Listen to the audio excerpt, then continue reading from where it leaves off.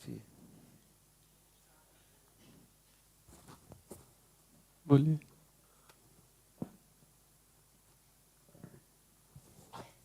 बीच में बोले चार। हाँ बताइए।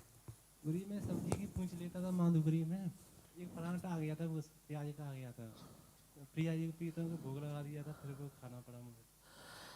हाँ तो हमारे यहाँ भोग लगाने के पहले हम पाते हैं, फिर भोग लगाते हैं। कोई भी वस्तु है अपने वृंदावन की रसोपासना में सबसे पहले है, जैसे मानो हमने सुंदर सुंदर कढ़ी चावल खीर ये सब भोग लगाए, तो एक चम्मच कढ़ी लिए और पा के देखा, नमक अधिक तो नहीं है, नमक कम तो नहीं है, बहुत अधिक खट्टी तो नहीं, क्योंकि अपनी सुकुमारी प्रियाजू को भोग लगाना। इसके बाद हाथ धोया, आचमन किया, फिर खीर लिया, फिर हर वस्तु पहले हम पाके और पास कर दिए कि हाँ ठीक है हमारी प्रियाजू के लिए, फिर उसे अर्पित करते हैं। ऐसे नहीं अर्पित करते, भोग तभी लगाएंगे, पहले हम भोग लगाएंगे, पहले हम देखेंगे हमारे प्रियालाल है ना, कहीं ऐसा ना हो कि खट्टा अधिक हो तीखा अधिक हो। जैसे इत्र श्री जी को लगाते हैं ना, तो सबसे पहले इत्र लेकर अपने गाल पे लगाते हैं। अगर वो छरछरा रहा है, केमिकल पड़ा हुआ है, तो जब हमारे जो पांच भौतिक शरीर में कष्ट दे रहा है, तो प्रियाजू को कितना कष्ट देगा, इसलिए हम नहीं लगाएंगे। जब लगा के कोमल जगह में देख लिया कि ये छरछराहट नहीं है, बहुत तीखी गंध नहीं है, तब ये सब भाव की उपासना है। तो हम कोई भी भोग लगाने के पहले अगर हमें संशय लग रहा है तो हम जरा सा चेक कर लेते हैं, फिर आचमन करके फिर हम भोग लगाते हैं। ऐसा अब जो हुआ सो हुआ, आगे देख लीजिए। जो आप दंड देना दे। ना ना कोई दंड नहीं है, अपने सावधानी रखें प्रतिपल। श्री हरि। मन भूरी सहचरी हराजे ने।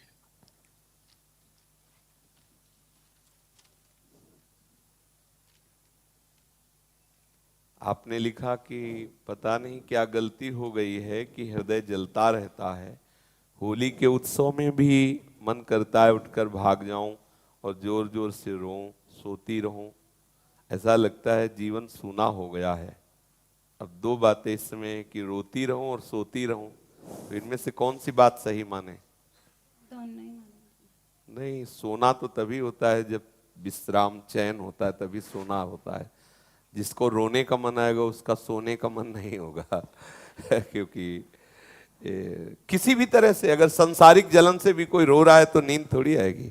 इसमें लगा है कि लगता है रोता रहूं, फिर लगता है सोता रहूं, तो ये दोनों बातें अभी समझ में नहीं। अच्छा, दूसरी बात, आपके हृदय में जलन होती है उस समय चिंतन क्या होता है, क्या चिंतन होता है? महाराज जी चिंतन ये होता है कि थोड़ा सा समय रह गया, अभी तक कुछ नहीं हुआ। तो अच्छा है, इसमें तो और रोना आना चाहिए, चिल्ला चिल्ला के रोना आना चाहिए, हृदय में कुछ अच्छा नहीं लगना चाहिए, ये तो अच्छा है। इसमें कि भाग जाऊं ऐसा तो नहीं होना चाहिए। इसमें तो है कि कहीं और मन नहीं लगता, बस संत सभा में ही मन लगता है, भगवत चर्चा सुनने में ही मन लगता है, भगवान नाम कीर्तन में ही मन लगता है, ऐसा होना चाहिए।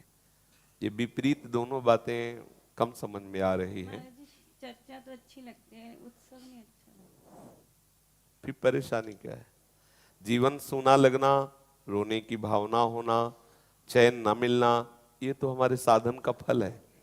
हृदय में जलन हो जाना, ये तो साधन का फल है, इसमें क्या परेशानी है? हृदय में इतनी जलन हो जाए कि जिया ना जाए, जिस पर तुम हो रीझते क्या देते यदुवीर, रोना सिसकना तड़पना आहों की जागीर, तो परेशानी क्या है? कोई असत चेष्टा ना बने, कोई असत चिंतन ना बने तो कोई खास बात नहीं है। जलन होना अच्छा है, इतनी जलन हो जाए कि जिया ना जाए।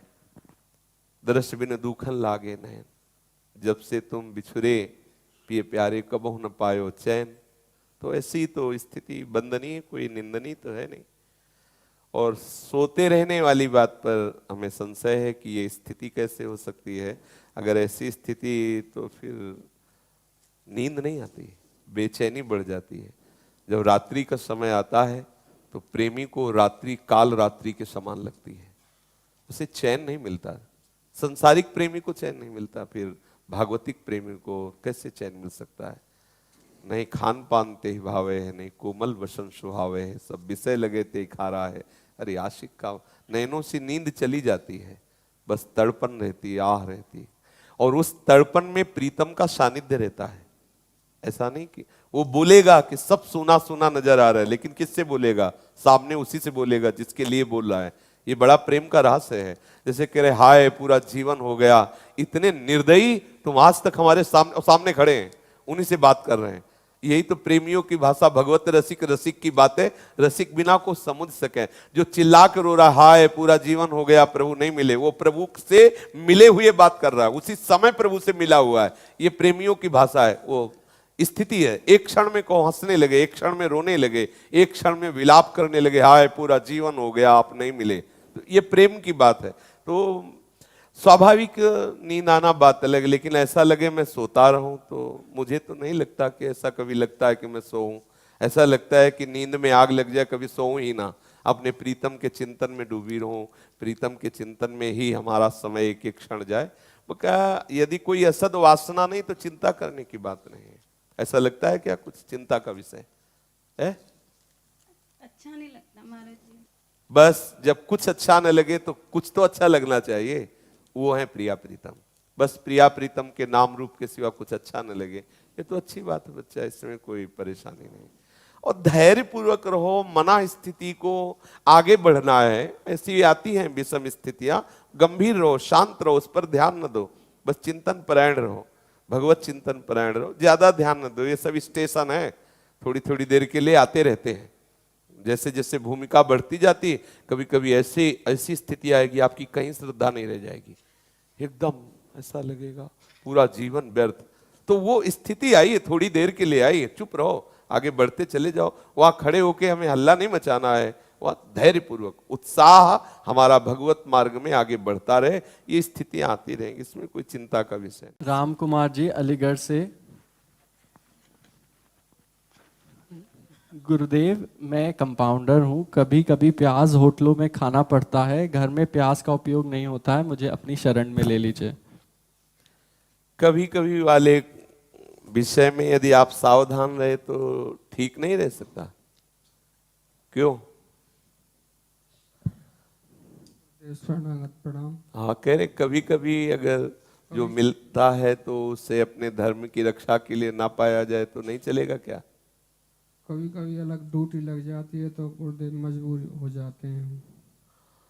हाँ, ऐसी कभी कोई ऐसा बहुत, वैसे तो मुझे लगता है निष्ठा में बहुत ताकत होती है, पर कभी अगर ऐसा ना हो, कोई भी कहीं ऐसा हो तो श्री जी का प्रसाद पास रखे और उसमें प्रसाद मिला के फिर पाले। ये मतलब बहुत ही नापरीय स्थिति है। कोशिश करें कि हम अपने प्रिया प्रीतम को रिझाने के लिए ये दुख सह जाएं। वैसे कोई दुख तो है नहीं, बहुत गंदी चीज है। दुर्गंध ने छौंका जाए तो पूरा मोहल्ला पता नहीं कैसे पसंद करते हैं लोग। कहते हैं कि मतलब दीक्षा तो लेना चाहते हैं पर हम प्याज लहसुन नहीं छोड़, ऐसे यही बोले, हम प्याज लहसुन नहीं छोड़ सकते। नहीं, अब बताओ इतना प्यार प्रभु से हो जाए कि भाई हम प्रभु को नहीं छोड़ सकते कुछ भी। लेकिन धन्य है प्याज और लहसुन जिसने अपना साम्राज्य स्थापित कर रखा है कि भाई माना कि जीवन का लक्ष्य भगवान है तो चलो वो भी दे दो, लेकिन हम ये नहीं छोड़ सकते। तो कोशिश की, कोई स्वाद नहीं है, केवल हमें तो कभी कभी जैसे माधुकरी में मिलता था तो वो रोटी दुर्गंध देती थी जिसमें रखा जाता है, और आप लोगों को भी अनुभव होता है, पर वो पता नहीं कहते हैं विशेष स्वाद होता है, हमें तो नहीं लगता। विशेष स्वाद तो श्री जी के समर्पित भोग में होता है। देखो चाहे जैसा पेड़ा हो, जब राधा वल्लभ जी को भोग लग जाता है तो लालच लगता है कि इतना ही दे दे। ऐसे आपको कोई मंदोमन मिठाई दे तो आप ऐसे कर देंगे, लेकिन वहां थोड़ी सी मिश्री, थोड़ा सा कुछ, तो ऐसा लगता है इतना ही दे दे। तो देखो विशेष स्वाद है प्रभु को अर्पित वस्तु में। तो प्रभु को सात्विक भोजन बना के अर्पित करे फिर पावे तो उससे चिंतन बढ़िया होता है। ये प्याज लहसुन आदि तमोगुणी वस्तु, संतों ने इसकी निंदा की है, इसको निषेध किया है। मान जाना चाहिए जहां तक हो सके। देखो आगे अब खुद आपका अंतःकरण नहीं स्वीकार करेगा। थोड़ा पवित्र होने लगे ना तो बदबू बर्दाश्त नहीं होगी, मतलब उसकी गंध बर्दाश्त। जैसे आसपास कहीं छौंक लगती है ना, जब वो उसका प्रभाव फैलता है तो ऐसा लगता है कि मतलब अब आप लोगों को पता नहीं कितना अच्छा लगता है, कैसे अच्छा लगता है। पर बुद्धि बिगड़ जाए तो देखो कैसे कैसे लोग हैं, वो अंडा वगैरह क्या उसके अंदर भरा है, घी अच्छा नहीं लग रहा, दूध अच्छा नहीं लग रहा, पौष्टिक फल हैं, सब्जियां हैं, ये जरूरी उसी से तुम बलवान बन जाओगे, विश्व विजेता है? दूसरे का मांस खा के, अंडा खा के विश्व विजेता बन जाओ। संयम से रहो और उचित पवित्र भोजन पाओ तो देखो आप में बलवर्धन होगा। बलवर्धन संयम से होता है। पुराने जो संत महात्मा सात्विक गृहस्थ हुए तो शरीर भले बलवान नहीं थे लेकिन उनका संकल्प बहुत बलवान था। वो जैसे अगस्त जी ने समुद्र पिया तो समुद्र को ये ऐसे थोड़ी पी गए कि ऐसे पिए, संकल्प से ऐसे किया, संकल्प किया तो पूरा समुद्र का पानी खत्म हो गया। उनको लग शंका भी नहीं लगी, पूरा संकल्प, अध्यात्म शक्ति संकल्प, ये बहुत बलशाली होता है। एक 5 वर्ष के बालक ने संकल्प किया, अपनी श्वास रोक दी तो संपूर्ण ब्रह्मांड की श्वास रुक गई। ये है बल। ये बल आता है अध्यात्म से। लोग जानते नहीं हैं, समझते हैं कि मांस मदिरा अंडा आदि इनसे तुम्हें बल मिले। बोले शरीर स्वस्थ कैसे रहेगा, हम मरोगे नहीं। फिर पता चलेगा जब नरक जाओगे, और यही पता चलेगा कितने ऐसे परिणाम में सड़ते हैं, कोई पूछता नहीं है। सच्ची मानो ना, देख लेना, कर्म जब हावी होता है तब कोई पास नहीं आता। हमने देखा, भ्रमण करते समय सब अनुभव होते हैं। एक थे बहुत ऐसे, अब उनको शरीर में धीरे धीरे धीरे धीरे सड़न शुरू हुई, छोटे छोटे महीन कीड़े पड़ गए, दुर्गंध, कमरे में नहीं जाता, बाहर से ताला लगा दिया जाता। जब वहां भिक्षा के लिए गए तो आवाज आई कमरे से, बाबा बाबा, तो देखा तो ताला लगा, एक साइड में कमरा था, फिर उधर गए, उनका अरे मत जाओ उधर, बहुत दुर्गंध आ रही।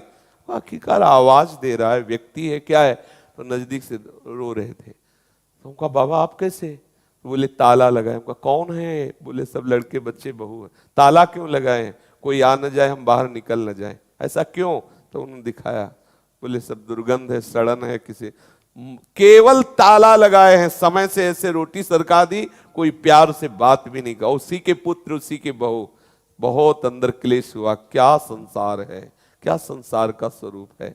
जब कर्म हावी होता है, अभी आपके सुकृत चल रहे हैं इसलिए आनंदित हो। जब आपका कर्म आपके ऊपर हावी हो, सच्ची मानिए कोई आपसे प्यार से बात भी नहीं करेगा, यही मनाएगा कि मर जाए। जिनको आप अपना मानते हो वही मनाएंगे मर जाए, कमरा खाली हो। कर्म ठीक रखो, कर्म तुम्हारे लिए बहुत बड़ी धरोहर है। आपका एक अच्छा कर्म बड़ी से बड़ी विपत्ति में सामने खड़ा हो जाएगा, आपको बचा लेगा। भगवान नाम जपना और भगवत आराधना करना, इससे बड़ा कोई सत्कर्म नहीं है। आप नाम जप किए, नाम जप में तभी रुचि होगी जब आपका आहार सही होगा, इसलिए आप आहार सही रहे। आहार तभी पवित्र होगा जब आपका कमाई अच्छी होगी, जो पवित्र कमाई है। आप बुरे आचरण करके, बेईमानी करके खूब लाखों करोड़ों कमा लीजिए, ना आपका परिवार सुखी होगा, ना आपकी बुद्धि आपको विपरीत दिशा में ले जाएगी, जलाएगी। इसलिए सबसे प्रार्थना है, अगर हम 1-2 दिन भोजन ना करें अपने प्रभु के लिए, मानो हम ऐसी जगह गए जहां हमें भोजन ही प्याज लहसुन युक्त मिलेगा, अन्यथा नहीं मिलेगा, तो हम श्री कृष्ण की तरफ देखें, आपके लिए आज भोजन नहीं पाएंगे, क्योंकि अशुद्ध भोजन आप नहीं पाओगे तो हम नहीं पाएंगे, इसलिए हम नहीं पाएंगे। वो देख रहा है, वो आपकी ऐसी व्यवस्था करेगा कि बिना भोजन के भी आप स्वस्थ रहेंगे, बिना भोजन के भी आप में एक अध्यात्म बल आएगा, एक दिव्य तेज आएगा। पर अपने लोग इतना धैर्य नहीं रख पाते। अगर कहीं किसी की ऐसी बुद्धि भी है तो ठाकुर जी का भोग लगा ले, जैसे किसमें शादी है, भोग लगा लिया, अपने पास रख लिया, और कहीं ऐसा लगता है कि ऐसा भोजन है तो उसमें प्रसाद डाल दिया। तो जैसे गंदी नाली का पानी यमुना जी में गिरते ही पावन पवित्र आचमन योग्य हो जाता है, ऐसे ही महाप्रसाद का स्पर्श होते ही वो सब महाप्रसाद स्वरूप हो जाता है। जैसे आग न देखती है चंदन को, न विष्ठा को, दोनों आग कर देती है, ऐसे भगवत प्रसाद चाहे जैसा मलिन अन्न हो उसका प्रभाव नष्ट करके वो प्रसाद स्वरूप कर देती है। पर ये दूसरी बात है। पहली बात तो ये कि हम वही पावे जो हमारे प्रभु पा सकते हैं। तो प्याज लहसुन का भोग ठाकुर को नहीं लगाया जा सकता। कुछ लोग ऐसे हैं जो कहते हैं घर में ठाकुर विराजमान है, भाई हमारे घर में प्याज लहसुन बनता है, लेकिन ठाकुर को बाजार से लाके चिरौरी लड्डू आदि भोग लगा देते हैं। आप सोचो, तुम्हारा लड़का हो कैसे तुम रखते हो उसे, तुम्हारा बच्चा हो, गोपाल जी है मान लो तो बच्चा ही तो है। अगर मूर्ति मान रहे हो तो उपासना क्या कर रहे हो, और अगर लाला मान रहे हो तो अपने लाला को भूखे कैसे रख सकते हो। तो लाला के अनुकूल भोजन बनाओ, लाला के अनुकूल भोजन पवाओ और फिर प्रसाद पाओ, ये उपासना का रंग है। तो देख लीजिए आप। सत कोट